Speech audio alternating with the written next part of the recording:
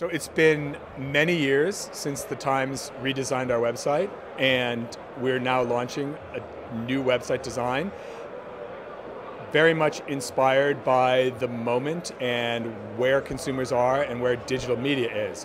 So from a consumer standpoint, the new site is very clean, very clear, a great reading experience, not a lot of clutter. From the advertiser site, that lack of clutter really opens up the impact of the advertising.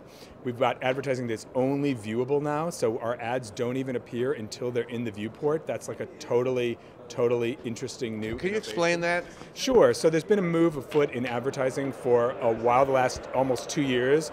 We in the advertising industry have been working on the idea of viewability, that advertising should be viewable. And in online advertising, it hasn't always been the case that ads are viewable. It may seem obvious, like shouldn't an ad be viewable, but the way pages have rendered on the internet has meant that they aren't always viewable. In our new site, any ad won't even be rendered until it's in the viewport. So viewability is one of the really cool new things related to the cleanliness of the environment of our new site. And it's in tune with what marketers want and what advertisers want.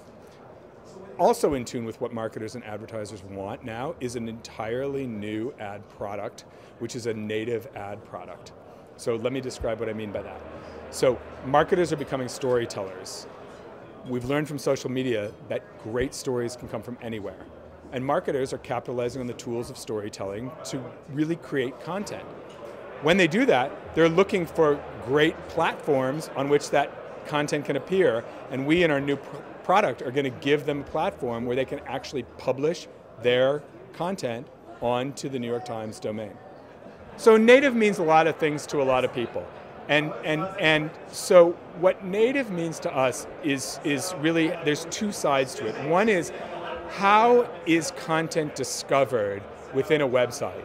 And the way content is discovered with our new native advertising is very similar to the way our regular editorial content is discovered.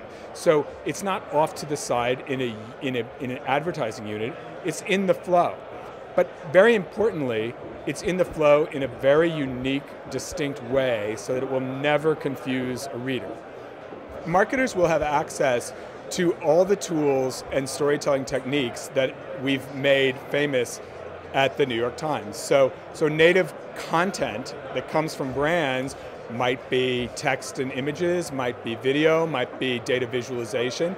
We're encouraging the marketers that create content for distribution on nytimes.com to use the most sophisticated storytelling techniques, and we'll work with them not on the editorial side of the Times, but in a new commercial content creation side of the business that we're launching, to make sure that they avail themselves of the greatest storytelling techniques there are, because that's what our audience expects.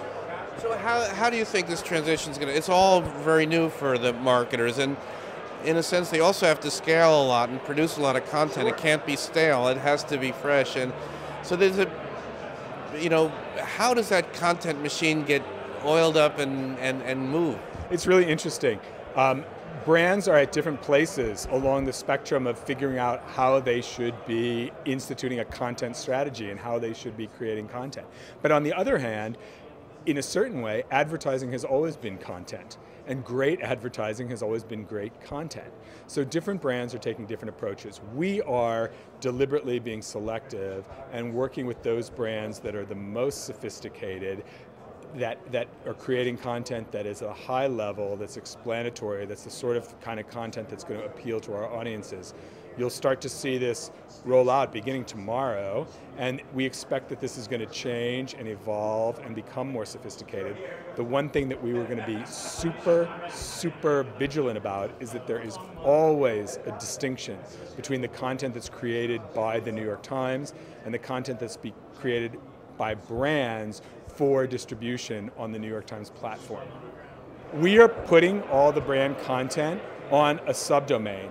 It will be crawled by Google and indexed by Google, but it'll be clearly understood by Google that although this content appears on the NY Times domain, it's appearing in a place that we're letting the search engines know that this is not editorial content from the New York Times. So it will be indexed, it will appear in search, but it will appear under the name paid post, which is what we're calling this. We're very proud of the name because there's been a lot of discussion about what native content should be called, what native advertising should be called.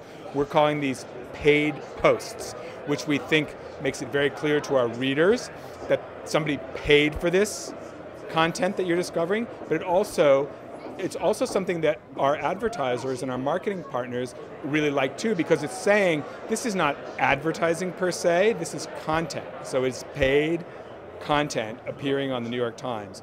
It'll be searchable on our site, it'll be discoverable in search, but it'll be differentiated so that Google knows this is not coming from the New York Times newsroom.